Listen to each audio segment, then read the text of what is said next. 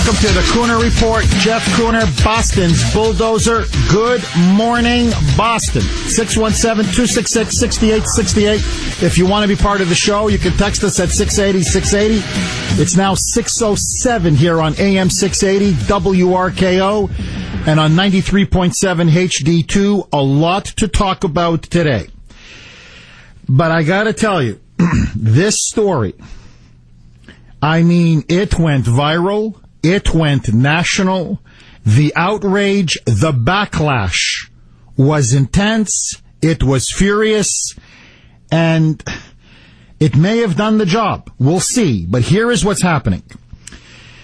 Apparently, at Archie R. Cole Middle School in Rhode Island, in the district of East Greenwich, the middle school, Archie R. Cole, every year has an annual honors night to celebrate the students who were the highest achievers, who got the highest grades, who got the highest test scores.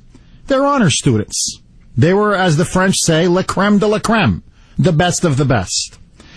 Well, you see, in modern-day liberal America, where we now value and celebrate mediocrity, and it's about fairness and compassion and tolerance and respect for diversity. We can't hurt people's feelings anymore. You see, we have to constantly be redistributing the wealth, even redistributing trophies. Trophies for everyone. Honors for everyone. Recognition for everyone. Because, God forbid, there should be no child left behind because it'll damage their self-esteem. And they're going to feel excluded. And they're not going to be part of the winners. And that'll make them feel like the losers. It's essentially educational socialism, where you celebrate the collective over the individual, the group over individual success and achievement. So, over the weekend, a notice was sent via email, and it was signed by school principal Alexis Meyer and assistant principal Dan Sager. Now, you may be saying, Jeff, I don't understand. Every year at this school, at the Archie R. Cole Middle School in Rhode Island, they have this annual spring tradition. Every year they have honors night for the middle school students with the highest achievers. What's the problem, Jeff? Well, you see, that would be too exclusive. That would be too discriminatory against the non-honor students. So according to the email that was sent over the weekend by the principal and the assistant principal, quote, members of the school community have long expressed concerns related to the exclusive nature of honors night. And so they don't cite exactly who the members of the school community are, probably the principal and the assistant principal and other diehard libs and socialists on the school board. That's pretty much it. It certainly wasn't coming from the parents, I guarantee you. So they canceled honors night.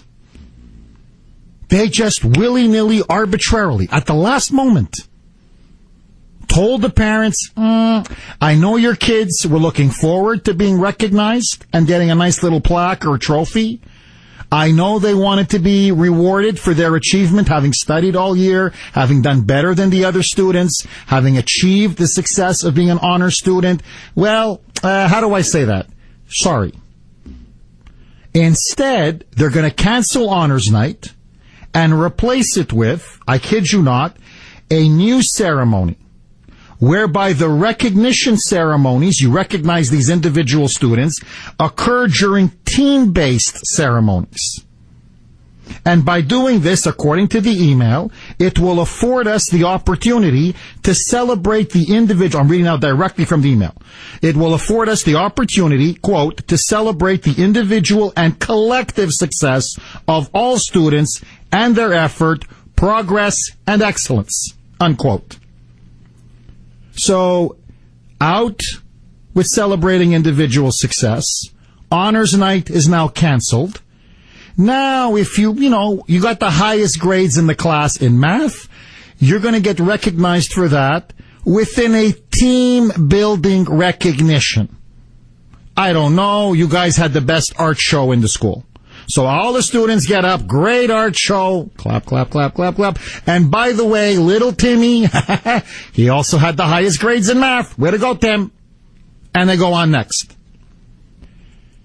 The parents, rightly, when they heard about this, were absolutely furious and livid. Furious, livid. My Jennifer, my little Timmy, breaks his back, breaks her back, studying, doing their homework, making that extra effort, staying up late, getting extra tutoring to get the highest grades in the class, to achieve the rank of being an honor student, and suddenly a traditional event that's been going on in this school and in schools all across the country, going back decade after decade after decade, because a couple of left-wing socialist apparatchiks, a couple of bleeding heart liberals, a couple of moonbats said, no, that would be discriminatory. That would be, quote, exclusive. They decide to cancel it and have us do all these team-based ceremonies? The parents were rightly outraged. Not just the parents of the honor students, even the parents of the non-honor students. And they're rightly saying, hey, what are the kids going to be striving for? I want my child, if they didn't reach the honors goal, the honor roll, to say, you know what? I want to be part of the honors roll. Maybe not this year, but darn it, I'll try hard and it'll be next year. And so in the face of that intense backlash and anger from the parents, as well as from people all across the country when they heard about this, guess what? The leftist apparatchiks at Archie R. Cole Middle School in Rhode Island suddenly reversed course. Suddenly, well, hold on though. I thought it was the exclusive nature of this that you didn't like. No, now it's not exclusive. Now it's inclusive. Now, suddenly, the parents are mad. The media's on this story. People are angry all across the country. So suddenly, the two big shots, the principal and the assistant principal, the two tough guys who were going to steal honors night from the students, now they've reversed course. Now they said, no, the event is going to go ahead now. They said, no, this says, no. Now, they released a statement late yesterday, and the middle school has backed off. They're not going to be canceling honors night. And here's what they said in their email. Just look at how weaselly, just what a bunch of weasels these two principals are. Check this out. Quote, we have decided to honor excellence as we had planned. Oh, you see, all along, you saw it. It was a misunderstanding. It was just a little misunderstanding. But at a traditional evening event, said the statement, which was posted on the school's website. We are exceedingly proud of the outstanding achievements of Cole students and obviously had no intention of failing to acknowledge and celebrate exemplary student accomplishment. Now check this out. In its many forms. Many forms. You see, some people get together and they write graffiti on a wall. And we wanted that to be acknowledged. That's also exemplary, as well as, the person with the highest math score. It's the same thing. You throw some paint on a wall in a group, that's a form of excellence. Math, knowing algebra inside out, it's the same thing as throwing paint on a wall. It's the exact same thing. It's an accomplishment in many forms. Rather, our intention was to create, check this out, a venue where all kids who meet the high expectations that we set for them are recognized and celebrated in a manner consistent with our core values about student learning and performance, unquote. Blah, blah, blah, blah, blah, blah. Blah, blah, blah, blah. The statement says the school is planning an event next month to, quote, celebrate student excellence. Basically, they tried a socialist experiment, and to their horror and to their astonishment, the students didn't want it. Many students were complaining about it. In fact, there was this one eighth grader, Caitlin Kozlowski. She was heartbroken. She's like, I don't understand. My parents, my teachers, everybody told me work harder. And they were telling everybody, they wanted me to work harder. They made me work harder. They made a lot of other people work harder. And now you can't even work toward it anymore because there's no goal. I mean, you're taking away celebrating honors night, which is the whole point. So here is the reaction from the students and from some of the parents who were rightly outraged at the decision which eventually forced the school to back off. Roll it, Brittany. Caitlin Kozlowski is an 8th grade student at Archie Cole Middle School. She didn't go to honors night last year. She's still not even sure if she was going to make the cut for this year's honor night. Were you upset last year you didn't go? That's why I strive to do better this year, is because I knew a lot of my friends who had gone, and they said it was extremely exciting that they had earned this award. The event dates back to the original Cole Junior High School, but it's no more. The school's principal, Alexis Meyer, sent this email to parents saying, in part, members of the school community have long expressed concerns related to the exclusive nature of honors night. Therefore, we have made the collective decision to recognize students during team-based recognition ceremonies and graduation. This is the way the world works. And our jobs as parents, as teachers, as mentors, is to prepare kids for their futures. This to me is incredible. So anyway, look, thankfully, the parents spoke up. Thankfully, teachers spoke up. Thankfully, people in the community spoke up, or else they would have canceled the event. And here's the point. You're seeing this push now increasingly in school after school and event after event. In school now, a lot of school sports, there are no winners, there are no losers. They don't even count score. Many soccer games now in elementary school, middle school, they don't even count score. Because that would be offensive. That wouldn't be tolerant and compassionate and respect for diversity. It is an attempt to level out the differences. It is a war on achievement. It is a war on success. It is a war on ambition. It is a war on competition. It is a war on the very free market system that has been the basis of America from its inception. That here you strive for the best. That here we recognize merit, we recognize talent, we recognize hard work, we recognize achievement. Today, everybody's a winner. You slap some paint on a wall, oh, you're an artist now. It's a team. Let me ask all of you this. I remember when I was an elementary school student, when I was not an honor student, it got under my skin. It just made my blood boil. And frankly, it made me want to work even harder to excel, to do better in school, to study harder, to get better grades. Apparently now, many progressive educators think that's outdated. They think that somehow this is discriminatory. This is not inclusive. And so my question to you is this. Is it time to start banning celebration of honor students? Is it time to start banning honors night in schools and school districts across America? I want to hear from you, Boston. The progressive left says yes. I say no. What do you say? 617-266-6868 is the number. All of your calls next. Welcome back to the Kuhner Report. 617-266-6868 is the number. 624 here on the great WRKO. Archie R. Cole Middle School in East Greenwich, Rhode Island, wanted to ban honors night. It's now an increasing trend in many schools. Parents, teachers, students balked. They rebelled. Eventually, the school has now backed off. But my question to you is this. Should schools start banning honors night? Is it exclusive? Is it discriminatory? Is it exclusionary? This is now what many progressives are arguing. What do you say, Boston? 617-266-6868. Should your child be denied to be an honor student because it excludes others?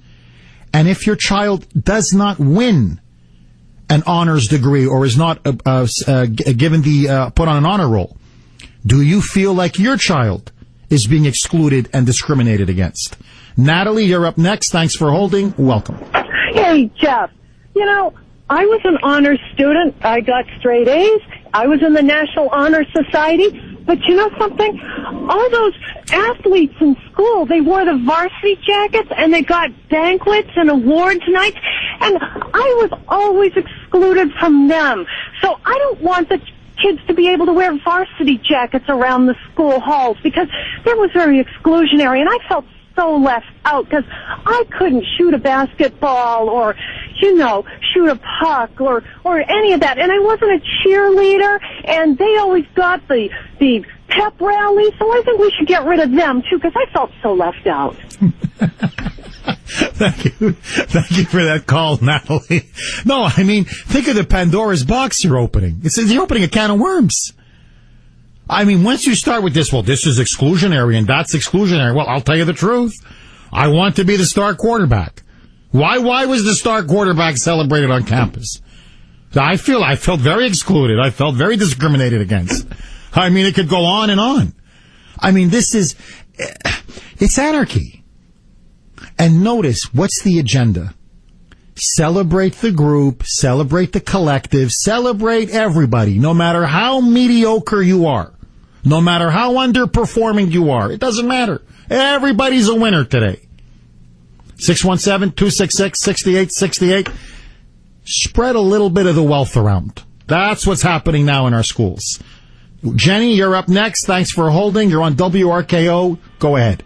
Hi, Jeff. I just wanted to make a comment that goals are, set, and what about the goals that these kids they want to strive for? And look at China and those countries where these kids are striving to make very big, decisions and be able to do a lot. And what's going to happen is it's going to affect the wanting to strive. And we're already, low in the education system. It also relates to, raising the minimum wage. The good workers are going to say, I'm not going to bother because, mediocre workers that don't care, are getting paid higher. So it's just going to, make a society of non-achievers. And honestly, Jenny, that's exactly what I witnessed in communist Eastern Europe. My parents would take me back occasionally. Everybody's equal. So what's the point of working? What's the point of striving?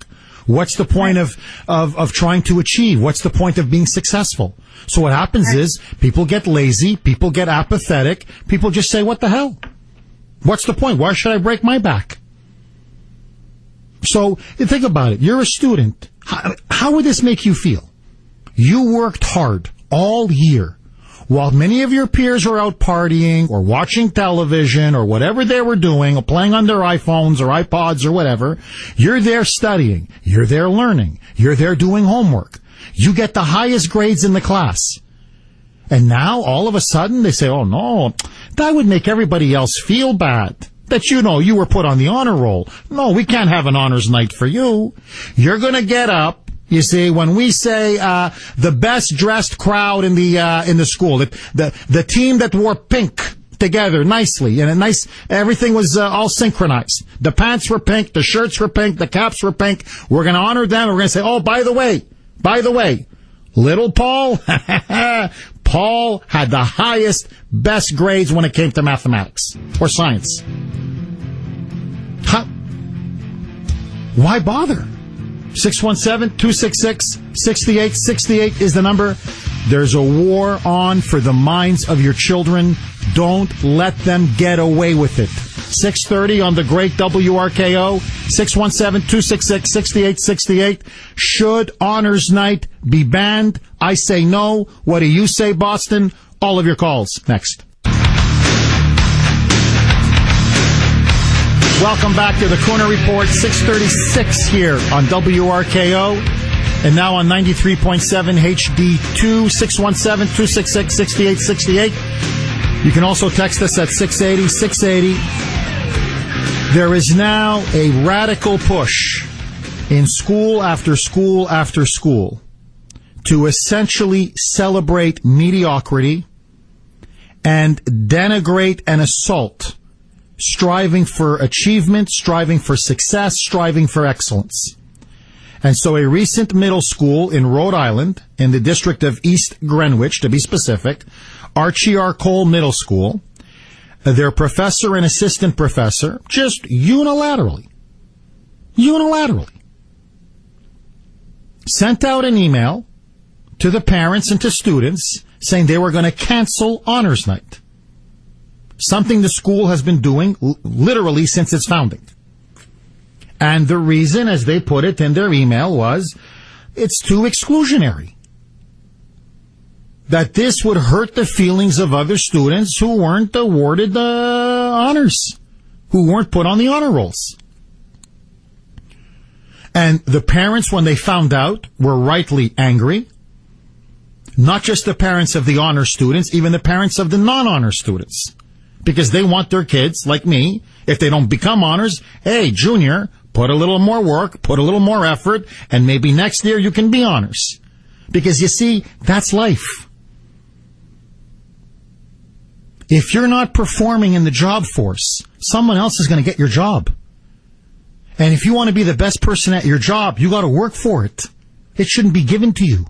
And it won't be given to you. Maybe if you work for DCF, maybe if you work for the probation department, maybe if you're part of the hackorama of the state and what Obama's trying to do to the country, I get it. But in the private sector, in the real world, this stuff is not going to fly. And thankfully, the students rose up, the parents rose up, teachers said this is ridiculous, and the school board had to back down. The principals backed down and said, we're going to keep it. But notice how they keep pushing and pushing and pushing. If there's no resistance, if you, the parent, aren't paying attention, and if you're not vocal, and if you're not pushing back, what they want is a form of educational communism or collectivism. Everybody's equal. Everybody gets an award. Everybody gets a trophy. 617-266-6868 is the number. Your children. Do you feel it is exclusionary? Do you feel your children are being discriminated against if they're not awarded an award, if they're not put on the honor roll, if they're not an honor student? And to the parents out there who your children, son or daughter, have made it and become honor students, do you think it is exclusionary to the other students, discriminatory, and should honors night be banned? I say no. What do you say, Boston? Warren, you're up next. Thanks for holding and welcome. Good morning, Jeff. Hey, Warren. Yeah, I've always despised this participation trophy BS. And you have children, and I have two boys that are in the school system now, and it really doesn't have anything to do with the school system, but they have the same idea of, like you said, everybody gets a trophy. But you'll have one of these moments, if you haven't already, and, they're great when you see them, is when your child says something and you go, wow, I'm doing a good job. That I was a good parent just by listening to what they said. And it happened to be that my son's room was a mess one day, so I told him to clean it up. And when I went back in, everything was clean, and I noticed that he took all the trophies off the top of his bureau and put them in his closet. And so I said, why'd you put all the trophies away? Except he left a couple of them out. So why'd you put all the trophies away? And he said, well, they don't mean anything anyways. Everybody got one. And I was just like, that's perfect, because that's the way it should be. I mean, if they don't mean anything, why give them out? I'm with you, Warren. And it's sad. Because, I don't know how you feel as parents. I know that, I love my children. Don't get me wrong. Please, don't misunderstand this. If my child is a B student, a C student, a D student, I love my child. But when your child comes home and says, Mommy, Daddy, look at my report card, look. I got all A's or whatever. I got mostly A's and some B pluses or whatever.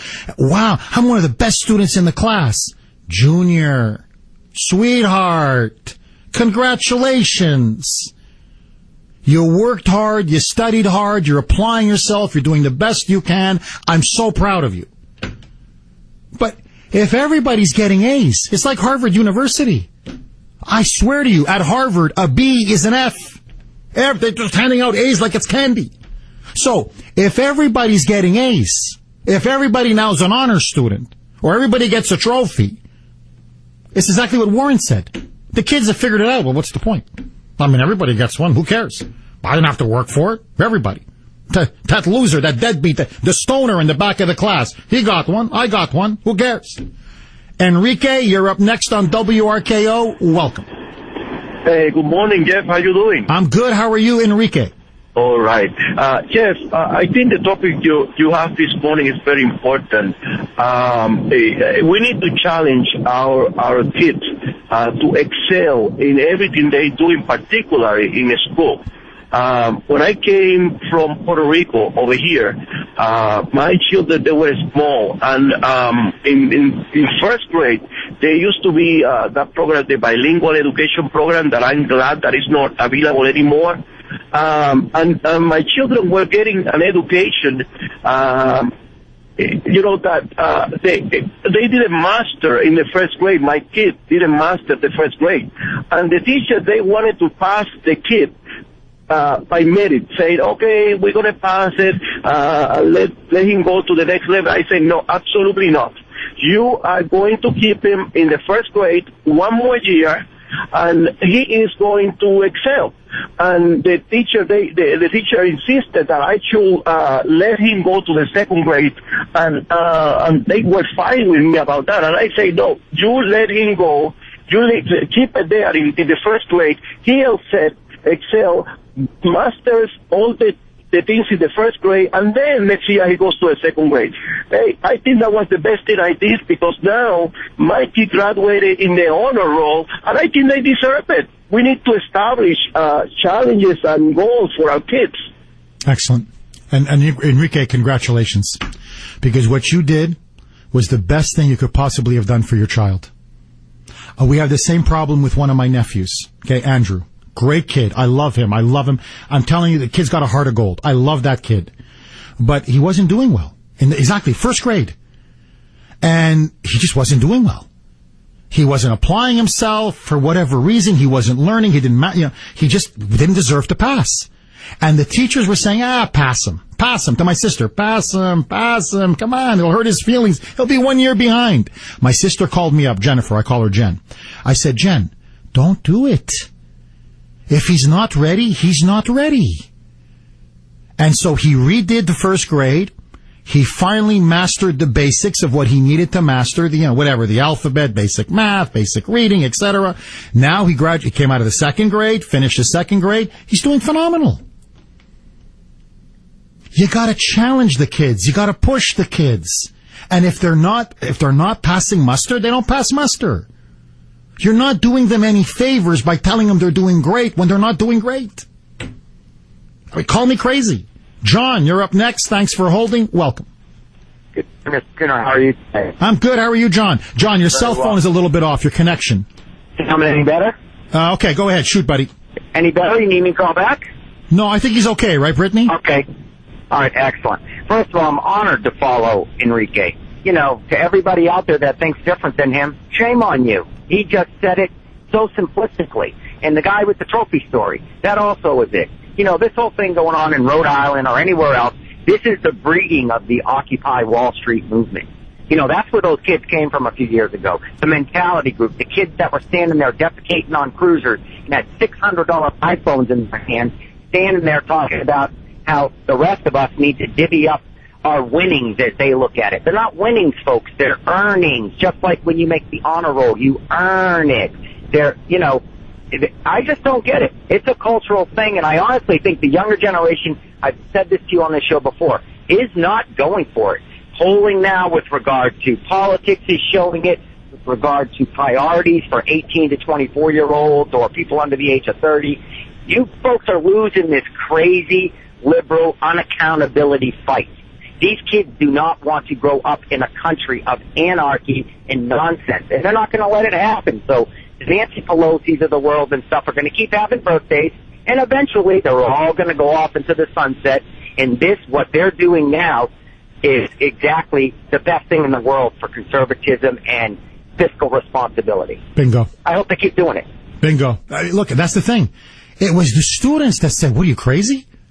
And the ones who didn't get the honors were like, no, this is just wrong. They earned it. They worked for it. They should be celebrated.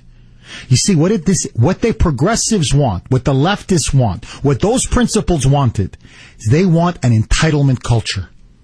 You're entitled to be an honor student, whether you earned it or deserve it. You're entitled to get that award. You're entitled to a trophy. You're entitled to whatever you want, whether you've earned it or not, whether you deserve it or not. You have that, you have the death of America. 617-266-6868 is the number. 648 on the great WRKO.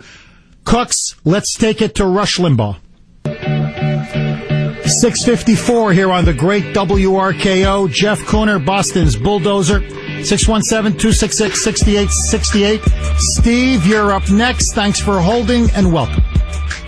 Yeah, Jeff, good morning. Hi, Steve. Hi. Think about how far this country is sank when we're actually trying to stop appreciating and acknowledging, people who strive to do more, to achieve and to be number one, when that's what America was built on. America was built on entrepreneurs and people who strive to do better than the generation before. And now they're trying to actually, wipe out acknowledgement of success and achievement? I mean, what kind of country is that going to develop? Steve, no, it's not they don't want to wipe out acknowledgement of success or achievement. It's something even more perverse than that. Everybody's a hero, Steve. Oh, I know. You're a hero. I'm a hero. Exactly. Everybody's a hero, Steve. Everyone gets a trophy. And so when you do that, I mean, we may as well all just wear gray uniforms and, and sneakers and just walk around mindless gnomes. Because, I mean, if America wasn't built on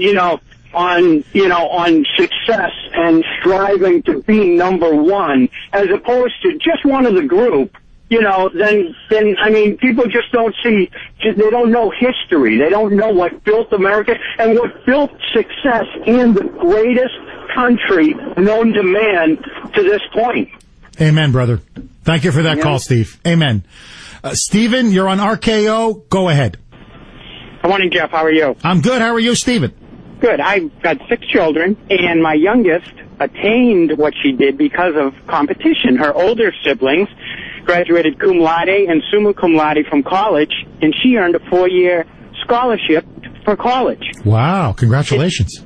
It's, great incentive. And seeing that asterisk next to someone's name was great recognition for me as a parent, and it's something great for them to strive for. So why not have it? And I think the people that appreciate it most are her peers and her students. She was the president of her class, and they appreciate who she is and what she did. It's that simple. Stephen, let me ask you this. Just hypothetically, what if the school, like they're trying to do in Rhode Island and other places, said, you know what, Stephen, we're not going to recognize the achievements, the individual achievements of your daughter. We're going to do it, was she on the softball team? Was she on the debating team? Was she on the whatever?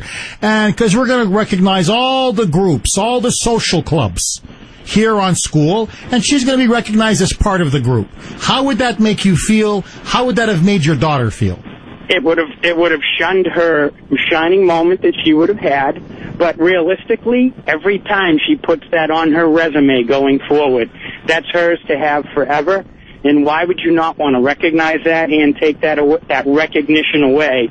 But, the caveat is she earned it, she'll have it forever, and they want to take the ceremony away. Okay, be shallow just because you didn't earn it, but I know she did and she knows she did. That's the key. Thank you for that call, Stephen.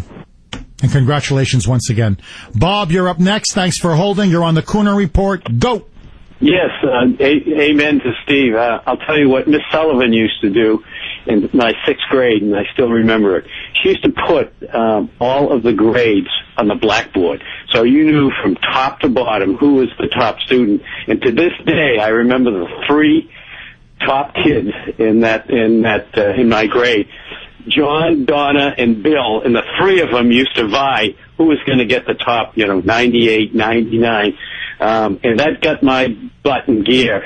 I never forgot that. And by the way, when I was in the service, I was in the Navy 30 years, you were rated by your peers, peer rating. And you were always striving to be the best. And that's the only way you can do it. You were rated. And that's how you get promoted. Bob, let me ask you this. When you were in the 8th grade and you saw Joe, Bill, and Donna, 1, 2, 3, fighting it out, didn't that make you feel excluded, Bob? Didn't that make you feel discriminated against? Didn't that hurt your feelings? What about your self-esteem, Bob? It must have been shattered not seeing your name up there. No, because Donna was a beautiful girl, and I knew that I was only going to impress her if I could be close to either Bill or John. So that got my butt in gear. My friends, I gotta go. I'm up against it. Coming up next, more bad news for Martha Coakley. And at the bottom of the hour, 7:30, you don't want to go anywhere.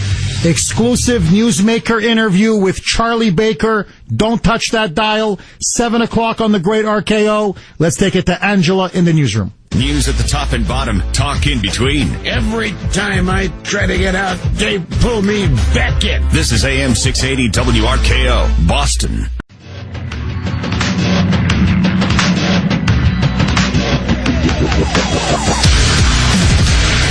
Welcome back to the Kuhner Report, Hour 2, 7:06 here on the Great WRKO, and now on 93.7 HD2, 617-266-6868 is the number. My friends, the election is starting to heat up here in the People's Republic of Massachusetts. There are more candidates now coming out of the woodwork willing to challenge the liberal Democratic regime. And one of them is Jim Pavlik. He is the son of a 34-year career Chicago firefighter. He has spent a long time, decades, in the military with a very distinguished military record and service. He currently lives with his wife, Janine, in Marshfield, Massachusetts. They have a wonderful 13-year-old boy, James Joseph. They call him JJ.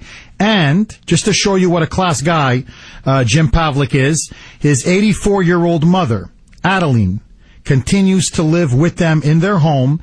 He coaches baseball, youth baseball. He is coach of the hockey team. He's very well known in his community. He's currently an American Airlines pilot. His wife is also a flight attendant. He is a salt-of-the-earth military guy who now is putting his patriotism to enter into the public arena and start defending the taxpayers of this beleaguered state. Jim, thank you so much for coming on the Kuhner Report. I really appreciate it. Hey, good morning, Jeff. Thank you very much for the opportunity to speak with you. So, Jim, just for the listeners out there, what district are you running in, and who are you challenging in the race? 4th Plymouth District, which encompasses the towns of Marshfield and Scituate, and the incumbent is Representative Jim Cantwell. Now, and Jim, just tell the audience a little bit about yourself, about your biography, about your background, and why you, Jim Pavlik, are running. Okay, yeah, sure. Middle-class background. My dad was a Chicago firefighter for 34 years, as you mentioned. My mom a homemaker. I graduated from Marquette University in 1981 with a Bachelor of Science degree in Mechanical Engineering. When I was in college, I joined the Marine Corps, and as I graduated in 1981, commissioned as second lieutenant, went to flight school, flew jets in the Marine Corps on active duty until 1990. I got off active duty in 1990 and got a commercial airline job flying for American Airlines, currently an international airlines pilot for American, flying the Boeing 777 to international destinations. And in 1992, I joined the Marine Corps Reserve. In 2003, I was called to active duty for Operation Iraqi Freedom. And I just retired about two and a half years ago in February of 2012 with the rank of colonel. And the reason why I'm running is I went to a town GOP town meeting a couple weeks ago. Actually, it was April 15th, and I found out that no one was running against the incumbent. So, being a Marine, I seized the initiative and took the opportunity to run and challenge the incumbent, just because I think there is a stranglehold on the one-party rule that is going on up at Beacon Hill, and I'd like to restore integrity up on the Hill, require accountability for the way people vote up there, lower the tax burden on the individual taxpayer and also the businesses, and eventually put people back to work and get them off the EBT program.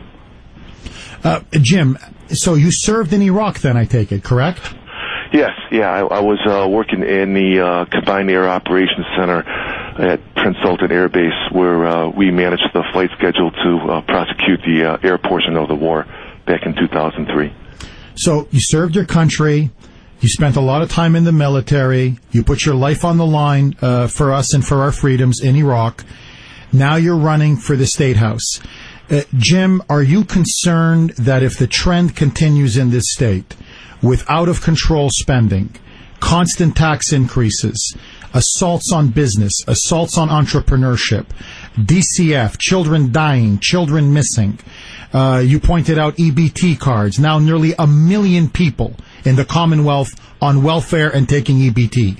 Do you think there's going to be no future for your son JJ if the trend continues? Absolutely. I think enough is enough. I think from what I've been hearing from people when I was gathering signatures for my nomination papers to get on the ballot, a lot of people are sincerely fed up with the status quo, and they're looking for a change, and it's very, very encouraging for me. Jim, if there's one issue you're running on, what is it? In other words, what's the issue that you, for Colonel Jim Pavlik, you say, you know what? It gets me up in the morning. It gets me out of bed. This is the one issue we the people in Massachusetts have to overcome and have to defeat. Well, man, there's a myriad of problems, but I think I'd like to restore the integrity that is required for a person to hold public office. Being a Marine, I know a little something about giving back to the community and serving honorably. And right now, I just think people are voting the wrong way up on Beacon Hill, voting more in their personal interests to advance their political career, and not in the interest of their constituency, who they should really serve. Jim, basically, so you want to be a man of honor among a gang of thieves up there. Right, basically, let's call in the Marines. We got to call in the Marines now to clean out Beacon Hill. And Jim is going to be the first guy on the beach. Oh, absolutely, yeah. Help me take the next hill. Jim, before I let you go, is there a website? Is there any place where people can find out more about where you stand on the issues, your candidacy, if they want to donate, help with the campaign? Right. That's all in a grassroots effort right now. I did get a late start somewhat, and that's all work in progress, but I do have a website that's getting built right now. It's www.jimpavlik2014, JIMPAVLIK2014.com. Jim Pavlik, PAVLIK 2014.com. Jim, I'm just curious. Pavlik, that sounds to me of an Eastern European background. Yes. Is that Czech? Yes, it is. Absolutely. Yes, it is. Listen, you got some pretty good genes there, my friend. Yeah, second generation in this country. Hey, Thanks, Jim. Jeff. Jim, thank you so much for your service. You're one of the good guys. I hope the people in your district have the common sense to elect you. We need honorable, courageous, patriotic men like you up on Beacon Hill. If there's anything I can do for you, let me know, Jim.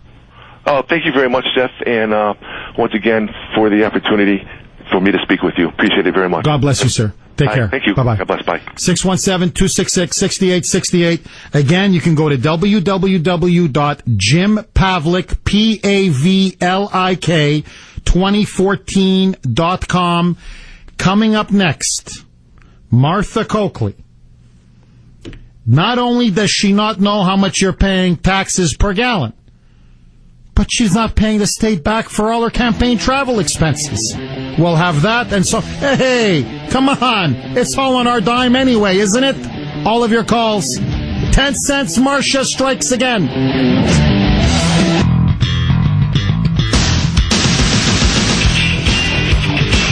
Welcome back to the Kuhner Report, 718 here on the great WRKO, 617-266-6868. Coming up in about 12 minutes, 13 minutes, we're going to have Charlie Baker on for a newsmaker interview. It should be very interesting. Don't touch that dial. Also, this Saturday at the State House, from 2 to 4 p.m., we will be holding a major rally to free Justina Pelletier. I need as many of you to show up as possible. My friends, we could make history. We can make a difference. We can free this girl. We can put so much pressure on DCF and Mini-Me that they will have to let her go and have her go back home to her parents. And I can't do it without you. And if you want to send a message to the corrupt politicians and leaders, to the arrogant bureaucrats at DCF, on Beacon Hill, and especially within HHS Secretary Polanowitz's office and Mini-Me, I need you to show up on Saturday. Let's send them a message that we don't work for them, but they work for us. And it's time to bring this girl home. I need all of you to show up. I will be there. Some members of the Pelletier family will be there. I believe Lou will be there. Maybe one or two of his kids. It's also this Saturday, May 24th, will be Justina's 16th birthday. She is going to be celebrating it at an isolated facility in Connecticut. Away from her family, away from her home. Enough is enough. This girl is being tortured. This girl has effectively been kidnapped by DCF. And so please, from now on, don't complain about things in this state if you're not willing to show up. I need you to show up. Bring a friend, bring family members, bring colleagues at work. Let's go down to Boston and let's send these thugs at DCF and the Democratic regime that run this state a message loud and clear. Here's our line. You cross it at your peril. Please show up. I need all of you to be there. We'll also have some state representatives. We're going to make some noise. Our voice is going to be heard. The more people that show up, the more they'll know that we're serious, and the more they'll know that finally there's some accountability coming to the People's Republic of Massachusetts. This Saturday, May 24th, 2 to 4 p.m. at the steps of the state capitol. The Kuhner Report is holding a major rally to free Justina Pelletier. Please, I ask all of you, come and bring people with you. Oh, also, 8:05, we're going to have more news and updates on the Cape Cod Cares for the Troops. The audience, you guys have been wonderful, incredibly generous. So we're going to give you a little bit of an update for that event on Sunday on behalf of our troops in Afghanistan. Really, I love you. You are so generous, so giving. I love you in a non-sexual way.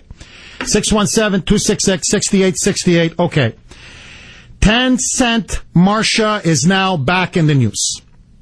So, this is the woman who is now the front runner to be the next Democratic nominee for governor. And in many ways, if we're being honest with ourselves, she's really the front runner to be the next governor.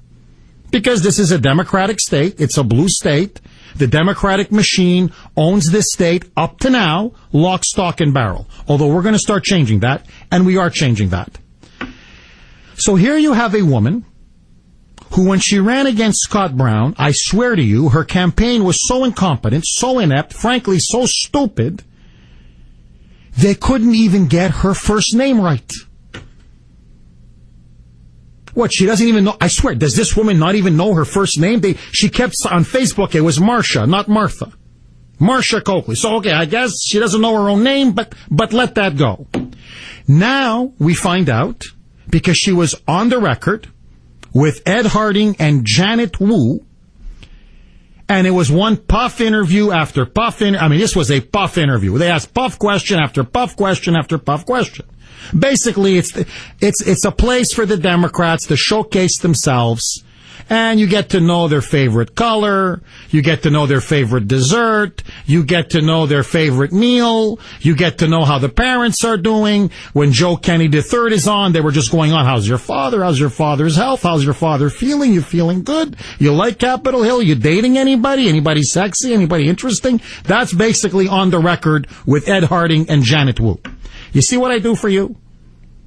You think I would watch this show if I wasn't a host on this show? I have to watch stuff like this to keep up to date on local politics.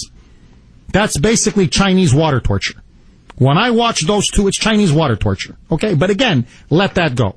So, here they have a scoop. They're asking her a quiz. It's a pop quiz. Just basic facts about Massachusetts. You would think this is the state attorney general who was up on Beacon Hill last year when they raised the gas tax from 21 cents to 24 cents. And then the controversial part is they're going to index the gas tax to inflation. So automatically it's going to go up every year. No vote in the state legislature. No taxation without taxation without representation. You think the one person that would know how much we pay in taxes per gallon would be Marcia Coakley. Well, if she doesn't even know her own first name. Maybe we're expecting too much that she would know how much we pay in taxes per gallon. And she also constitutionally had to certify that indexing the gas tax to inflation was kosher.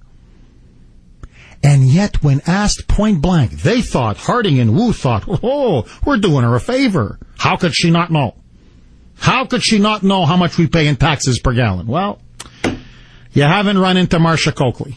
Get used to this, my friends. This could be our governor. Roll it, Brittany. Speaking of the state bridge repairs, what is the current Massachusetts gas tax? The gas tax.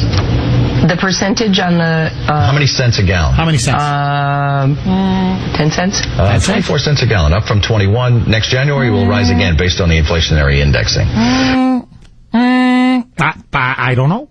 But notice how she's like she really doesn't know. Let me pick a round even number. 10 cents? Benghazi? What's Benghazi? 10 cents? No. Do you see Ed Harding? Oh boy, embarrassing. We gotta cover up. Just a major gap. No, keep, 24 cents. And they just keep moving. Okay, so, I swear they should have asked her, population of Massachusetts? 1 million? No, it's more like 6. Okay, keep moving. Just keep moving. Okay, you want to know why she doesn't know how much we pay in taxes per every gallon of gas that we pump into our car? Guess what? It's because it came out, hat tip to the Boston Globe, even a stop clock is right twice a day, in their metro section. She has yet to reimburse the state for her campaign travel costs. You know why? No wonder she doesn't know how much we pay in taxes. Because she's now she admits it, her aides admit, that now the Attorney General, our state Attorney General, has been traveling the state everywhere, campaigning now for 8 months. From Pittsfield to Fall River. Everywhere in between. In a state police vehicle with a state trooper as part of her, quote, executive protection detail that she's afforded as allegedly a Massachusetts' top law enforcement official. Now, what she's been doing as Massachusetts' top law enforcement official is another matter. Basically nothing. But again, I digress.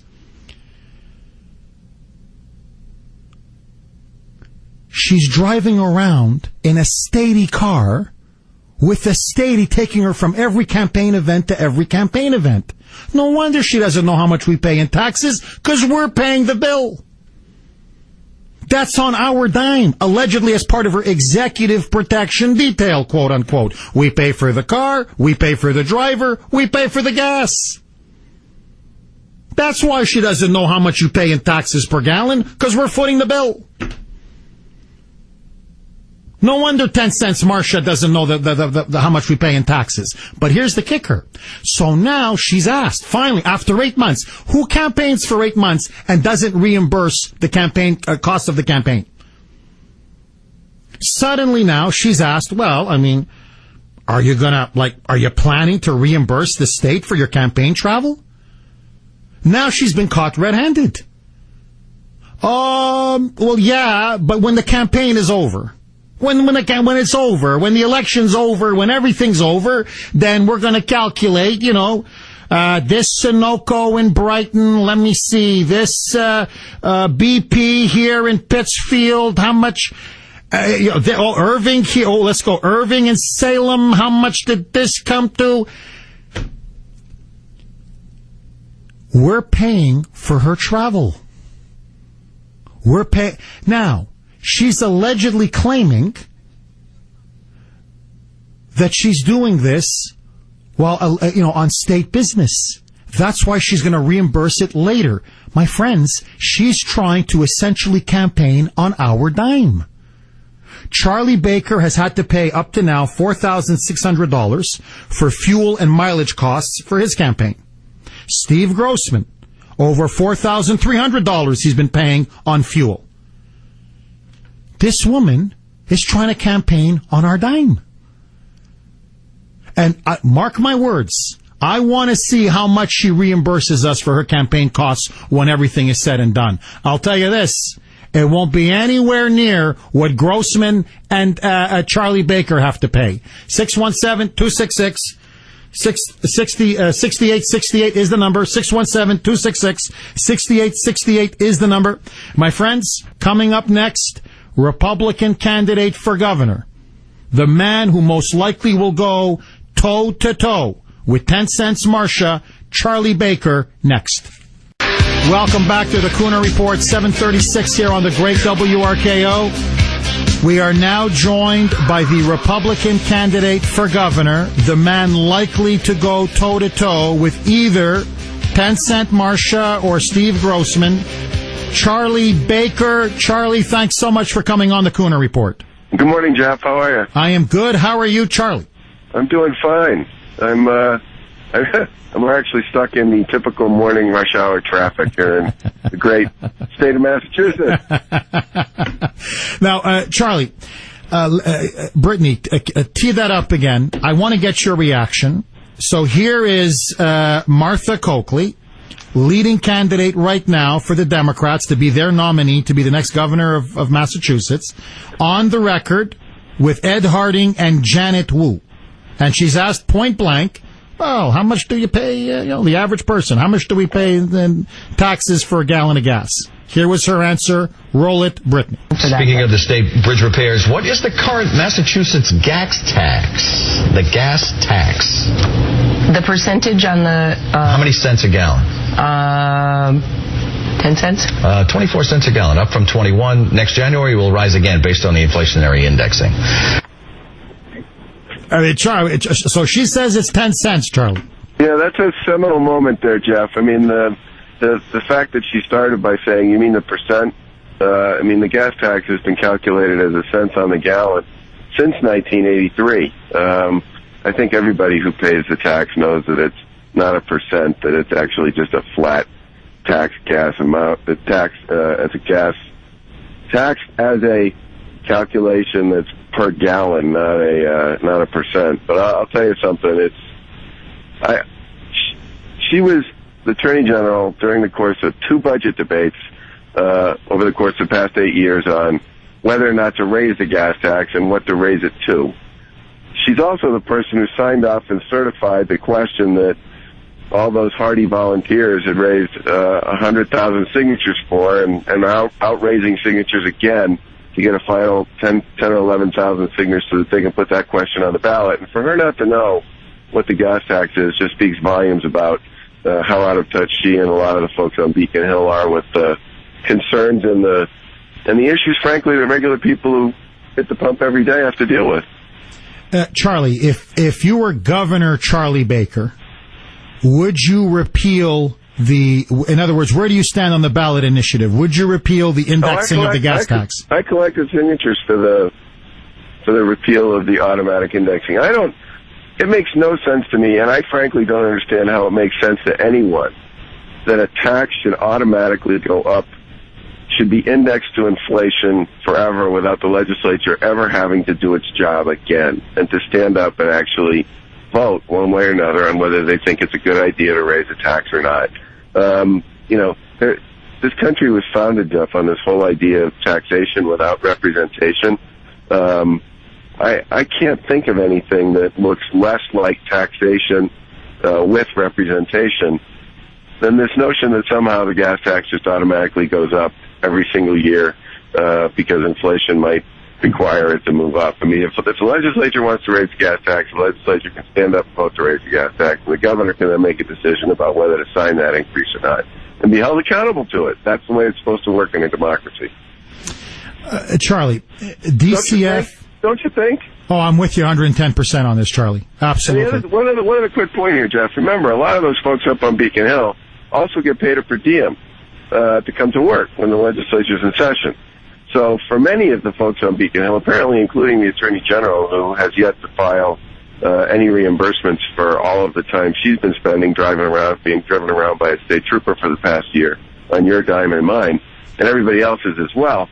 Remember, most of those folks on Beacon Hill aren't paying the gas tax. The taxpayers are paying the gas tax for them, and I think that's part of the problem here. I mean, that's a one-party government thing. That's just a Beacon Hill insider thing. That's part of why I'm running, and frankly, it's part of the reason why guys like Jeff, who you had on earlier, are running, and other people are as well. Charlie, there's been a lot of news about DCF. Over 135 dead or missing children over the last 3 to 4 years. Now we're finding out that their other children are now showing up dead. There was just another one, maybe, 2 weeks ago. In Weymouth, I think. In Weymouth. Charlie, State Attorney General Martha Coakley had opportunity after opportunity to investigate death after death where parents said there was something seriously wrong at DCF. Jeremiah Oliver was Exhibit A. Do you think she dropped the ball when it came to dead, missing children under DCF? Jeff, it's actually worse than that. I mean, there's a children's rights group that filed a lawsuit against the Commonwealth of Mass and against DCF about 2 years ago, arguing that Massachusetts had one of the poorest track records in the country for taking care of kids in its custody. And Martha and the Patrick administration fought that lawsuit tooth and nail, and anybody who's read the pleadings in that case, by the way, is still going on and it's under appeal. But anybody who read the plaintiff's filings, the plaintiff's briefs on that, would come away absolutely convinced that DCF is an agency that needs to be fixed, and that the right move for the Attorney General, and frankly for the administration, would have been to enter into some kind of settlement and to agree that the whole... Hello, Charlie? Hello, Charlie? Okay, I think we lost Charlie here for a sec. I think Charlie went into the tunnel. Okay, we just lost Charlie. Let's try to call Charlie back. Maybe this was the NSA? Maybe this was a Democratic dirty tricks operation. Listen, I could see them easily doing something like this. You know, there's Charlie about to tee off on him on DCF, and then suddenly the line goes dead. So, okay, Charlie, you're back on. Charlie, did you hit a tunnel or something? That's exactly right. All right, so you hit the tunnel. Okay, so we lost you when you said, Jeff, it's actually worse than that. Most people don't know that there's a children's advocacy group that actually filed a lawsuit against the Department of Children and Families and against the Commonwealth of Massachusetts a couple of years ago. And if you read the plaintiff's briefs in that case, they are overwhelmingly concerning. And rather than engaging in a big fight over how badly DCF has been performing over the past few years, what Martha Coakley and the Patrick administration should have done was said, we're not going to fight over whether or not it's, modestly bad or really bad. What we're going to do is we're going to engage in a settlement conversation and come up with a plan to fix the department. But they didn't go that way at all. Instead, they just continue to fight over whether or not it's performing, at a very mediocre level or worse than that, when the right thing to do here would be to just agree to fix the thing and to move forward. And I've been saying for months, Jeff, that we're all arguing about the adults, and that's certainly part of the debate. But for me, the whole thing here has been there's no plan, okay? And since January, since you brought up Jeremiah Oliver, since the Jeremiah Oliver case first broke, I've been saying since January, here's my plan. This is what I would do to fix DCF. I don't care if this is the plan people pursue or they pursue some other plan, but I want people to pursue some kind of plan that demonstrates a commitment to fixing the place. I mean, let's take a really simple thing like the legislature's put money into the budget for the past few years for DCF to hire a professional clinical overseer who can make good, independent clinical decisions on behalf of kids that are in the custody of the department. They've never filled the position. I mean, there's just issue after issue after issue here where it's clear the department is not living up to the standards people should expect them to live up to, and certainly not living up to the commitments that it's making to the kids of the Commonwealth. We are talking with Charlie Baker, Republican candidate for governor. Charlie, do you think in the end that Martha Coakley, as Attorney General, having turned a blind eye to the death of one child after another, despite complaint after complaint after complaint, she failed to investigate? Did she fall down on the job? Does she bear partial responsibility? And does she, in some ways, have blood on her hands?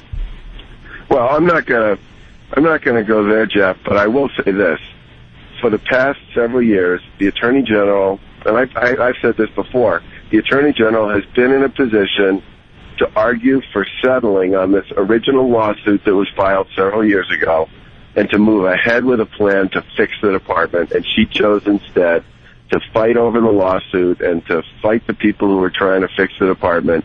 And it's probably put whatever process could have been put into place to actually deal with the very real problems that affect the department's ability to perform and succeed on behalf of kids back at least a couple of years. And as we know, over that period of time, there have been a whole series of tragedies that might have been avoided as a result of doing something earlier to actually solve and fix some of the problems that beset the department. And I think that's a huge problem, and it's one, frankly, that I still would like to see addressed. I mean, every day that goes by here, we still don't have a plan. And whether it's my plan or some other plan, Jeff, I think everybody knows you can't fix a broken agency. You can't fix a broken organization without a plan, and we still don't have a plan. So it's a shame. I mean, on every level, it's a shame. Under Deval Patrick's administration, EBT card users have skyrocketed. There were 250,000 EBT cards holders in Massachusetts when Romney was governor, when he left.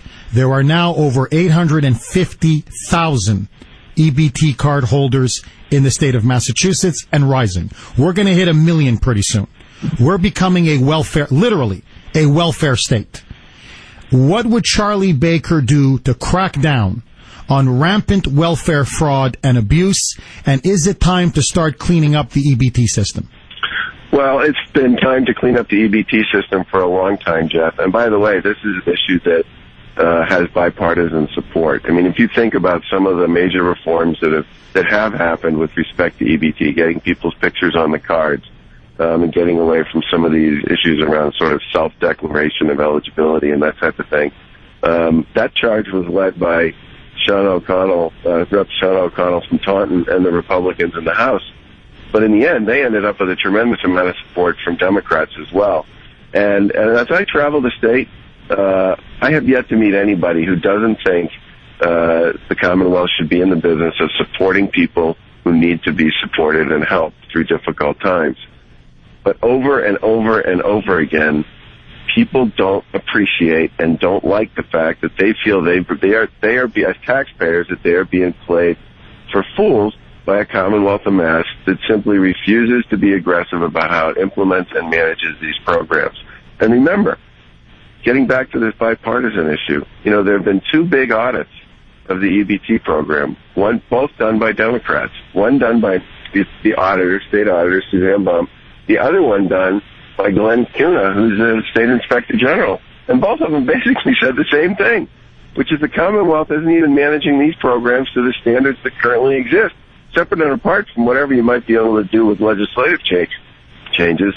And by the way, right now, sitting in a conference committee, it's been sitting in a conference committee for, I'm going to say 5 or 6 months now, is a pretty comprehensive welfare reform bill that includes a whole bunch of additional initiatives around fraud that needs to get passed and either signed by the governor, or if he chooses not to sign it, overridden by the legislature so it can be implemented and move forward. This issue, Jeff, cuts right to the heart of the public credibility of state government generally. It's one of those issues where if the state's not doing a good job on an issue like this, it's the kind of thing that working people notice, working people get angry about, and it absolutely affects the overall credibility of government with respect to its ability to do its job on behalf of the people of the Commonwealth, and it needs to be dealt with. And it can be. That's the most important part, because there's bipartisan support there to do stuff about it. Charlie, starting tomorrow, it's no longer going to be illegal to be an illegal, according to the Somerville's mayor.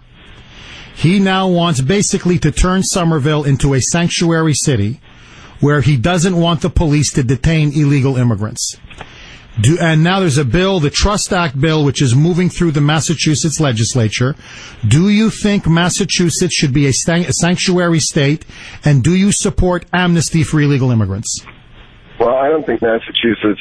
I would not support the Trust Act for a bunch of reasons, but most of those have to do with conversations I've had with folks in law enforcement about some concerns they have that relate primarily to issues around guns and drugs and gangs, and absolutely, let's face it, the vast majority of the folks who emigrate here are law-abiding, hard-working people, just trying to find a better life and make a better life for their families. But at the same time, we need to be careful about the way we deal with these issues, and we have to have the ability for law enforcement, especially in places that are dealing with significant issues around gangs and crime and drugs and all the rest.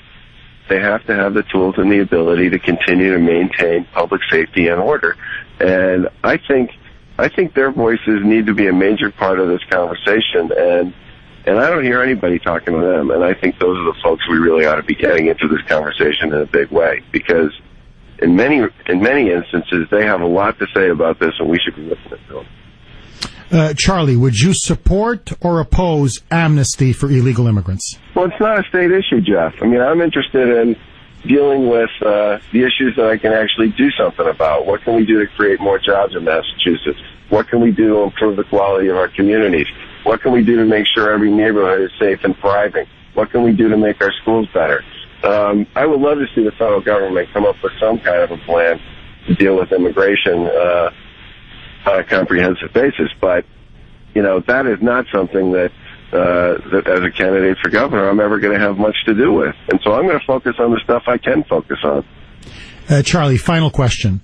We're going to be holding a major rally for Justina Pelletier this Saturday, May 24th, from 2 to 4 at the steps of the State House. Where do you stand on the Justina Pelletier issue? Do you think DCF effectively botched the case? Should they relinquish custody and let her go home and be with her parents? Well, I've supported the House Republican position on this for months, which was to get her back to Connecticut and urging Governor Patrick to actually reach out to Governor Malloy in Connecticut to make that happen. And I continue to be mystified by the lack of activity on the state of Connecticut side with respect to this whole case. That's not something I've ever understood. But I think the most important thing that can happen here is to get her back into the state of Connecticut, which admittedly is sort of step number one, and that's happened.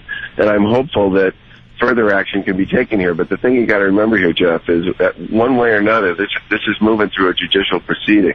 So you've got to, people need to recognize that this whole thing gets processed through a court of law and is currently operating under a court order from a judge.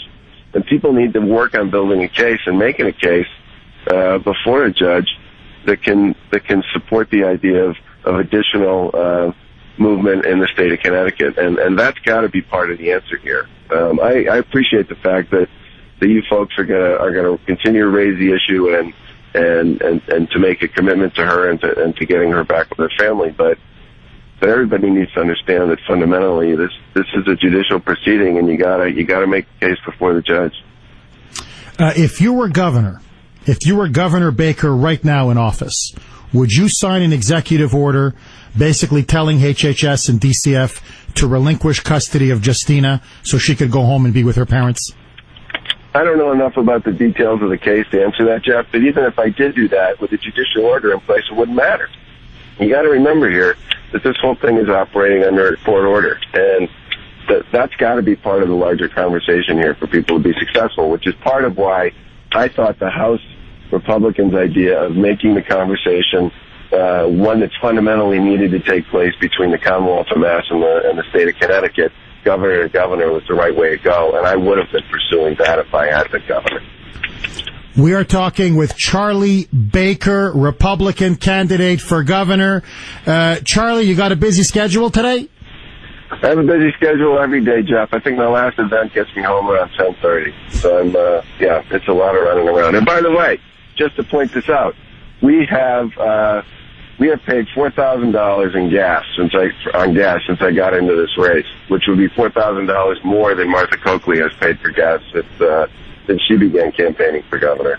Now, apparently you're campaigning in you got a Chrysler 300, a 2007 Chrysler 300? I do. It's my personal car. It has 150,095 miles on it. Well, have you ever been, I got to ask you this, I know, ultimate final question. Have you ever been on the record with Ed Harding and Janet Wu? Oh, yeah, many times. Do they ask you those kind of softball questions? Your favorite color? Your favorite song? The pop quiz is something that happens every time you go on there. And what I would say about it is that I think my record on answering those questions is sort of somewhere between, 3 or 4 out of 5 most of the time. And every time I've ever managed to get all the questions right, Janet always complains in a good-natured way, always complains to the producer that the questions were too easy today. They were too easy, huh? Well, because you're making my 10 cents Marshall look bad, Charlie. You see, you gotta start throwing some of those answers. You gotta start dumping them, because you're gonna upstage her, Charlie. Yeah, okay, I'll keep that one in mind the next time I'm on, Jeff. When they ask you how much you pay taxes for a gallon of gas, say 9 cents. Yeah, there you go, which would be 1981 levels, yeah. Charlie, thank you so much for coming on the Kuhner Report. I really appreciate it. Okay, Jeff. Have a good weekend. Take care, Charlie. 617-266-6868 is the number. You heard my interview with Charlie Baker. I asked him about immigration, Justina Pelletier, EBT cards, DCF. What was your reaction? Did you like it? Were you impressed? Are you more inclined to vote for Charlie Baker? Less inclined? Your reaction, 617-266-6868. Don't touch that dial. Your real-life comments section. I'm like you. Something wrong with this picture, Big Daddy. Something wrong. This is AM 680 WRKO.